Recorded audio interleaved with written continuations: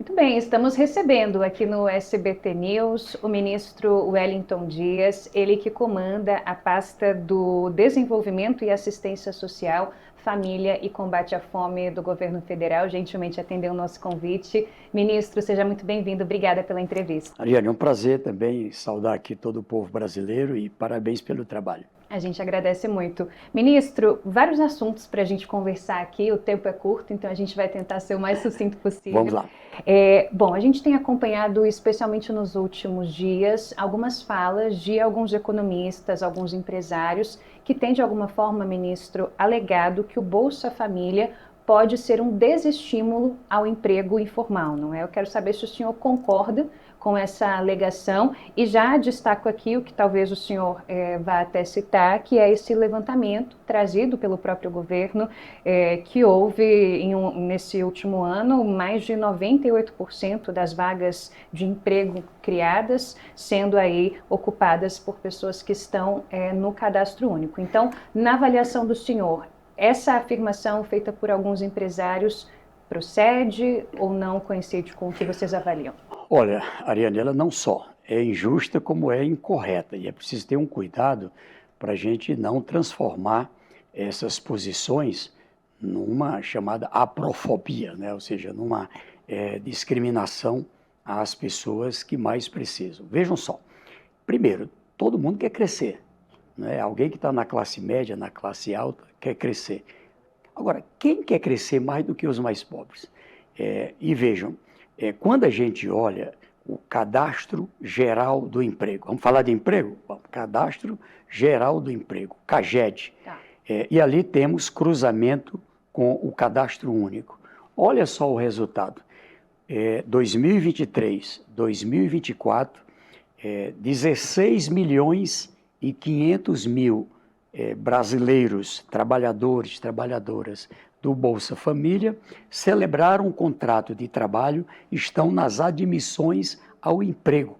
18 milhões e 500 mil, que história é essa que esse povo não quer trabalhar? Então, o público do Bolsa Família, o público do Cadastro Único, sim, ele quer trabalhar. Quando a gente pega o saldo positivo do emprego, aquela pessoa que estava desempregada em 2022 e em 2023 conseguiu vir para o emprego a mais do que no ano anterior, 2024, aqui a gente tem hoje uma situação de aproximadamente 4 milhões de novos empregos no Brasil, a mais do que 22, que é uma coisa boa.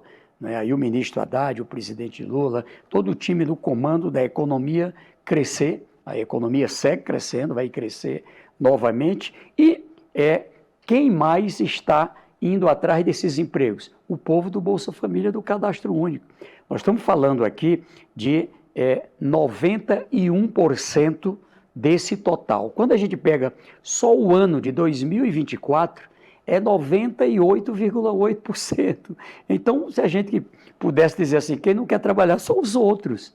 Então, essa história de que o benefício leva à acomodação não se reflete no... Aí vamos lá, colocando aqui de forma também bem verdadeira e bem correta.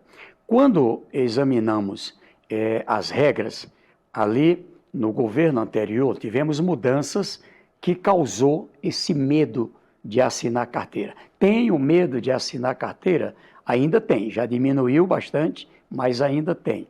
Agora, por quê? Porque lá atrás assinava a carteira e ali a pessoa daqui a pouco ficava... O ato de assinar a carteira, de regularizar o negócio, já era motivo para perder o benefício. Não é mais. Deixou de ser, mudamos em 2023. Segundo, a pessoa vinha para o benefício, o Auxílio Brasil naquela época, e aí, lá na frente, quando encontrava um emprego, ela ia para o emprego, quando perdia o emprego, essa pessoa entrava numa fila que chegou a 2 milhões e 700 mil na fila. Então, ela passava meses, ano, para poder voltar de novo. Então, aqui gerou o medo. O que nós fizemos? Mudamos. De um lado, assinar carteira, regularizar um CNPJ, não é razão para perder benefício. Perde o benefício quando sai do Bolsa Família. E aí, Ariane, nós criamos três patamares. Nós temos hoje aproximadamente 4 milhões de brasileiros que estão no Bolsa Família e estão com carteira assinada. Recebe 100% do Bolsa Família e recebe o da carteira assinada. Por quê? Porque quando eu pego o salário e faço uma divisão pelo tamanho de pessoas na família, o número de pessoas na família, ela ainda não saiu, não é, dessa faixa da extrema pobreza. Então ela recebe ali essa remuneração. Ali tem mais 3 milhões de pessoas, de benefícios, famílias, que recebem o Bolsa Família e como a renda cresceu, ela já saiu, não é, daquela faixa, não é, da chamada linha da pobreza, ela recebe a metade do Bolsa Família e do salário. Então são 7 milhões de brasileiros que agora, no mês de maio, no mês de junho, vão receber, não é, a folha de pagamento do Bolsa Família e tem ali um recebimento de 100% ou de metade do Bolsa Família. E temos ainda os que estão indo para o empreendedorismo. Veja, já são 4.630.000 no estudo feito pelo Sebrae, que são do Bolsa Família e que estão indo para o empreendimento. Está botando ali um salão de beleza, uma oficina mecânica, alguma coisa. E nós estamos estimulando o emprego de que forma? Qualificando com os empresários, não é? Garantindo que, tanto com empresários do agronegócio, empresários do comércio, do turismo, da área de serviços, da área de tecnologias, só a Amazon, para dar um exemplo, está qualificando com a gente 500 mil brasileiros que são do Bolsa Família para preparar para o emprego e para o empreendedorismo. Eu estive agora lá no Recife, em Pernambuco, né, fiquei feliz lá, pessoas formadas em gerência de nuvens.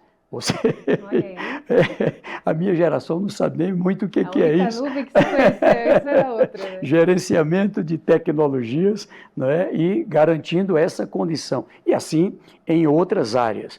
Então eu sou grato ao setor empresarial, muitos inclusive premiados, empresas como Carrefour, empregando hoje mais de 20 milhões de pessoas do Bolsa Família, do Cadastro Único, a Coca-Cola, não é? a Equatorial Energia, várias empresas, são cerca de 6 mil empresas que estão participando desse trabalho, e muitas delas da área da construção civil, agronegócio. O que é que eu chamo a atenção aqui para que os empresários também possam, aqui, primeiro, onde tiver um problema, estou pronto para ajudar. Essa é uma orientação do presidente Lula. Garantir que o Bolsa Família, ela não é para substituir emprego, ela é uma ajuda, né? Você colocava há pouco sobre, vai ter reajuste? Né? Como é que vai ser? Não, primeiro aqui é um valor que tem como lógica a cesta básica. É um valor que a gente repassa em média em torno de R$700 por família, para que ela possa comprar alimentos, outras necessidades. Nós somos o 4º maior produtor de alimento, a 10ª maior economia do mundo. Então, como justificar pessoas passando fome? Então, mas não é para substituir o salário, não é para substituir o empreendedorismo. Então, por isso que a gente trabalha nessa linha. E, é claro, ela está dando resultado. A gente junta com o setor privado, ali abre o cadastro, faz qualificação, prepara e parte vai para o emprego, parte vai para o empreendedorismo. Certo. Então, ministro, já adiantando e pegando um gancho no que o senhor falou, a princípio, sem reajuste no Bolsa Família. Por quê? Porque, graças a Deus, a gente ali abriu o ano, é bom lembrar, o final do ano, começou ali aumento de preço de alimento, ali o dólar, não é, cresceu frente ao real, tudo aquilo impacta na cesta básica. Ali realmente a gente viveu um momento bem delicado, mas graças a Deus medidas foram adotadas pelo presidente Lula. Eu dirijo a Câmara Interministerial, são 24 ministérios, e ali junto com o ministro Favre, o ministro Paulo Teixeira, ministro Geraldo Alckmin, todos, ministro Marinho, todas as áreas, atuamos juntos, ministro da Pesca, e o resultado? O preço do alimento inflação sob controle, o preço do alimento, inclusive reduzindo em alguns dos itens da cesta de alimento, com mais produção de arroz, mais produção de milho, enfim, garantindo com isso que também a moeda ela passou a se valorizar, o real, e aí o dólar também cedeu, hoje está em 5,4, 5,5, ou seja, garantindo com isso uma certa condição de o que pagamos? Pagamos $40 per capita, em torno de R$ 230 por pessoa que está no Bolsa Família, independente da idade. Com isso, está dentro do padrão. Ou seja, ela não segue uma regra de salário, ela segue uma regra de poder de compra frente ao grande objetivo, tirar da fome, garantir que também tem apoio para a superação da pobreza. Esse, a minha missão e quero trabalhar com muita força. Ministro, a gente está falando de geração de emprego, enfim, da importância de se ter a cada vez mais pessoas trabalhando e podendo, de alguma forma, depender o mínimo possível do Bolsa Família porque conseguiram alguma independência financeira, não é? Temos alguns levantamentos que indicam um aumento da informalidade no Brasil. E aí, pegando nesse gancho, eu quero saber se existe alguma intenção, algum estudo para que se amplie ou se reformule o cadastro único, por exemplo. Então, a informalidade, ela cresceu, tá? Junto com um conjunto de notícias ruins. Para lembrar, 2013, 14, 15, nós tivemos ao mesmo tempo, Ariane, a queda da fome, por isso que o Brasil saiu do mapa da fome, ali, desde o primeiro governo do presidente Lula, chegamos ali no governo da presidenta Dilma e alcançamos o Brasil fora do mapa da fome.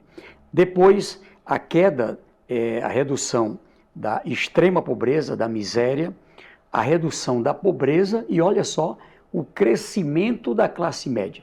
Nós chegamos à maior proporção da população brasileira na classe média, em torno de 52% em 2014, 2015. O que mostra que a minha teoria ela é correta. O social precisa ser parte estratégica do econômico. Quando melhora o social, melhora a própria economia. Vivemos ali um ciclo de grandes resultados. Quando o presidente Lula volta em 2023 e me convidou, olha a situação. Tínhamos 33 milhões e 100 mil pessoas na fome, na insegurança alimentar. Isso, segundo a FAO, reduzimos em 85% a chamada insegurança alimentar severa. Apenas ali em 23, devemos ter reduzido mais. Vai sair agora a divulgação da FAO em julho, deve ter caído mais ainda, porque os resultados apontam isso. Agora, ao mesmo tempo que reduziu a fome, por quê? Porque reduziu a miséria. A miséria que tinha subido para 9 pontos percentuais, caiu para casa de 4. E a pobreza que chegou a 37% em 2021, 2022, ela despencou e caiu agora. Tem dois dados, um do Banco Mundial em 23% e do IPEA colocando agora 17%. Então, isso significa que também tem melhora na classe média. A classe média ultrapassando de novo, tinha caído para casa de 43%, ela ultrapassando de 50%. Então, é a economia dos mais pobres que inclusive ajuda no crescimento do PIB. Eu estava, para dar um exemplo para você aqui, em Brasília, com a empresa Neoenergia, que fornece energia para a gente aqui, e lá eles qualificaram 6 mil pessoas nessa parceria, já empregaram 4 mil, e ali eu pude ver, comemorar com algumas dessas pessoas, e contando depoimento, olha, você sabe o que é ter um emprego? Ela fez um curso de eletricista e agora tem um emprego e ela contou, eu chamei a minha mãe e disse, mãe, vamos para o supermercado. E ela chega lá, hoje a senhora não vai tirar nada da cesta do supermercado. O que a senhora levar no caixa, deixa que eu pago. Você sabe a importância disso? Então, eu estou falando disso, emprego decente, emprego adequado, é isso que o povo quer. E empreendedores. Estava agora também nessa mesma agenda lá no Recife, onde lá uma jovem que estava no Bolsa Família, nós apoiamos com o programa Acredita, ela foi financiada ali pelo Banco do Nordeste, né, com lá o nosso querido Paulo Câmara, para colocar uma empresa de produção de doces e salgado, já emprega 5 pessoas. Aquela moça que lá atrás estava no Bolsa Família, agora emprega 5 pessoas. Então são milhares de histórias como essa que, graças a Deus, temos no Brasil. E é claro, tem que dar as mãos, setor público e setor privado. Uma coisa que eu constato também, tem uma geração que está preferindo o empreendedorismo ao emprego. Essa mudança é real. Quando a gente olha, por exemplo, o ano passado, 1.700.000 novos empregos, segundo o CAGED, o Cadastro Geral do Emprego, lá com o meu querido Luiz Marinho. E 98% do Bolsa Família Cadastro Único. Quando a gente pega empreendedorismo, o Sebrae divulgou agora 4 milhões de novos pequenos negócios. 4 milhões, Ariane. Então tem mais empreendedores do que empregos. Aqui precisa o setor empresarial estar atento. De um lado, a gente juntos preparar a mão de obra para as vagas existentes. Quais são as vagas? Vamos preparar para essas vagas. 2, ali garantir a condição, não é, também de contratos, não é, mais adequados à necessidade das pessoas. O desemprego é um problema bom, porque o desemprego caiu. Estava lá em 14% e agora 6%. É disso que se trata. Ou seja, caindo o desemprego, claro, as pessoas ali que sobram atrás de emprego já não são tantas quanto eram lá atrás, porque tem mais de 4 milhões de novos empregados, porque tem mais de 4 milhões de novos empreendedores. É disso aqui que eu acho que o Brasil tem que estar atento. Quero estar junto, a orientação do presidente, a gente está junto com o setor empregador, no campo, na cidade, todas as áreas, independente de problemas com a política, junto com os governos estaduais, com os municípios, com as entidades, garantir que a gente possa alcançar. Por quê? Porque o grande sucesso do social é exatamente aqui, quando alcança o emprego. Tem carteira assinada, tem emprego, tem contrato, ali tem 13º, ali tem férias, tem ticket de alimentação, se adoecer, tem sustentabilidade. Eu acho que é isso que o setor empregador tem que divulgar, as vantagens do emprego. Certamente a gente dá a mão aqui para não deixar ninguém na fome, mas o emprego e o empreendedorismo é realmente a saída social, não é, que significa a grande vitória da cidadania. Ministra, a gente tem acompanhado o esforço grande que o governo vem fazendo, inclusive junto com o Congresso, várias tratativas, diálogos, para tentar, de alguma forma, equilibrar as contas públicas. E aí, no fim do mês passado, houve a oficialização daquele contingenciamento de mais de 30 bilhões de reais, afetando praticamente todos os ministérios, não é? Justamente numa tentativa de cumprir aí o que prevê o arcabouço fiscal. E o Ministério do Desenvolvimento Social, ele foi afetado com um contingenciamento de algo em torno de 2 bilhões de reais. E a minha pergunta quais são os setores específicos do Ministério, das ações e programas sociais que são desenvolvidos pelo governo que podem ser, ou que foram, ou que serão afetadas por esse contingenciamento? Por exemplo, programas como o próprio Bolsa Família, pode ter lá na ponta algum tipo de prejuízo por conta dessa medida? A resposta é não. Eu acho que todo o Brasil conhece o coração do presidente do Brasil, o presidente Lula, ele que viveu a insegurança alimentar, a pobreza, ele coloca de forma muito clara para toda a equipe. Não faltarão recursos para quem tem direito. Estamos falando aqui de situações em que cancelamos situações de fraude, infelizmente desmantelaram o cadastro e tinha muita fraude, mas para quem tem o direito ao Bolsa Família, nós estamos indo atrás, onde é que ainda tem gente em situação de fome, em situação de extrema pobreza, para trazer, para garantir a condição de proteção.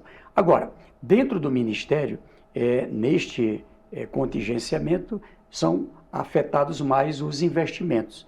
Então, aquilo que são os programas sociais propriamente, Bolsa Família, BPC, todos os programas, né, a nossa meta é garantir o apoio. Mas tem uma coisa que é interessante. Quando eu assumi, a previsão orçamentária era de 175 bilhões para suportar o Bolsa Família. Essa era a previsão ali, por isso que foi para a pauta do orçamento. De lá para cá, nós estamos trabalhando duas linhas. De um lado, o combate à fraude, do outro, a superação da pobreza. Veja que ali cancelamos situação de gente que ganhava 150 mil reais por ano e recebendo Auxílio Brasil.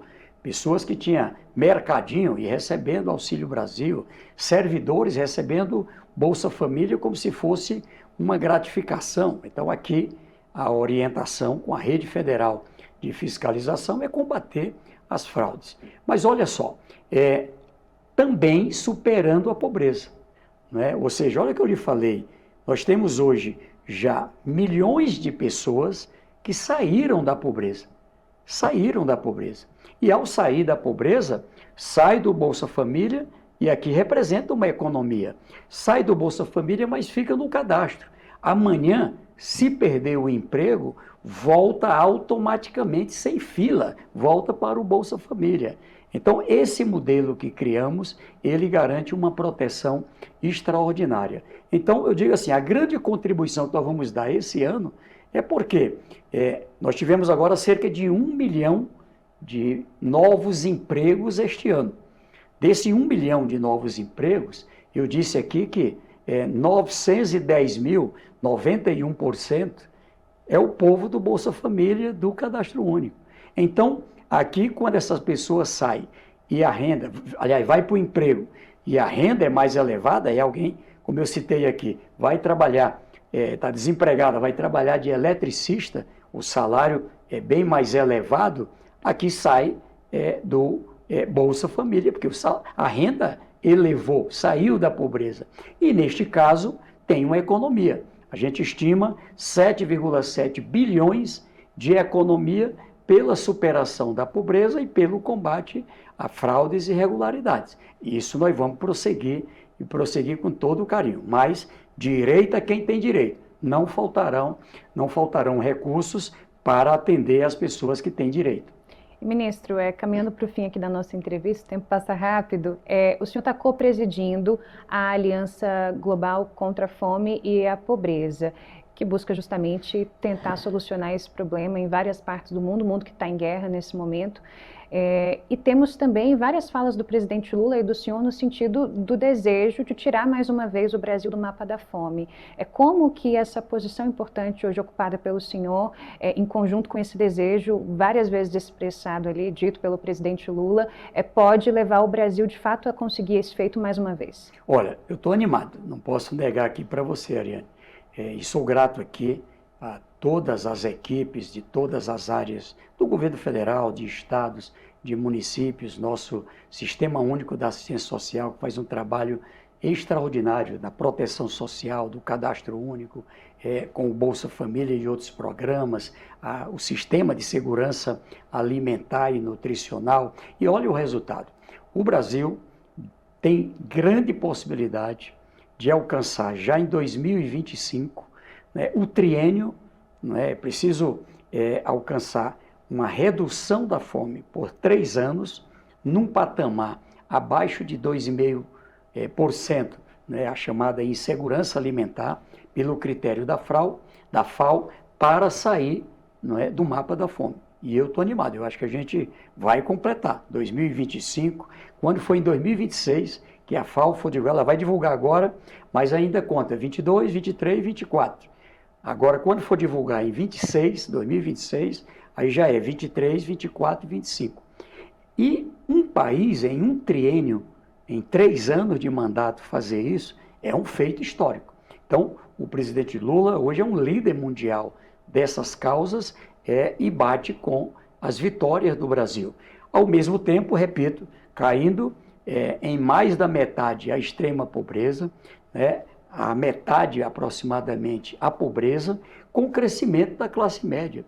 Então, são milhões de pessoas que antes vivia dependendo de programas sociais e que agora estão empregando outras pessoas, estão trabalhando, ajudando empresas, ajudando a produção, ajudando a crescer a economia. Então nós temos que ressaltar a importância para esse momento do Brasil da força trabalho, da força de produção, não é, da população que precisava apenas de uma mão. Quando chega aqui, ó, uma mão forte, olha o resultado. E eu estou lá nessa coordenação. Estou como presidente, na copresidência da Aliança Global contra a Fome e a Pobreza. Claro, a cúpula é o presidente Lula, o presidente da cúpula destes países. Comemoramos agora, nesse encontro Brasil-Caribe, não é, mais países aderindo à Aliança Global contra a Fome e a Pobreza. São agora 198 membros, não é, entre países, instituições, e eu presidi segunda-feira uma complexa agenda. Imagine você, nós estamos falando de países do mundo inteiro, num momento de guerra, num momento de conflitos, num momento de grandes tensões, mas quando a gente coloca a pauta do combate à fome e à pobreza, ali por unanimidade aprovamos todas as pautas, socorrer regiões onde mais estão precisando, países, fundos, todo mundo querendo colaborar. Então, eu acho que o Brasil deve cumprir com a sua parte nessa meta de chegar em 2030, reduzindo fome, reduzindo pobreza, mas eu acho que a gente vai comemorar também esse feito para o mundo. E para mim, junto com a Espanha, né, a querida ministra Eva, né, que coordena comigo lá a Aliança Global contra a Fome e a Pobreza, são outras 6 vice-presidências, tem um Conselho dos Campeões com 50 membros que nós dirigimos, mas eu sou grato porque há uma sensibilidade ainda do mundo para pautas como essa do combate à fome e à pobreza. E isso é importante para resolver muitos problemas do mundo, não só da fome e da pobreza. O controle da migração, o desordenamento migratório, só resolve se a gente ajudar os países que mais precisam. Garantir a situação do endividamento dos países. Enfim, são muitas pautas que com certeza vai permitir um mundo melhor. Se Deus quiser, quero trabalhar com toda a força. Tá aí. Esse foi o ministro Wellington Dias, ministro do Desenvolvimento, Assistência Social, Família e Combate à Fome, que atendeu o nosso convite. Ministro, obrigada pela entrevista. Volte sempre aqui ao SBT News. Eu que agradeço. E veja que boas notícias na área social. SBT News, o maior canal de notícias do YouTube.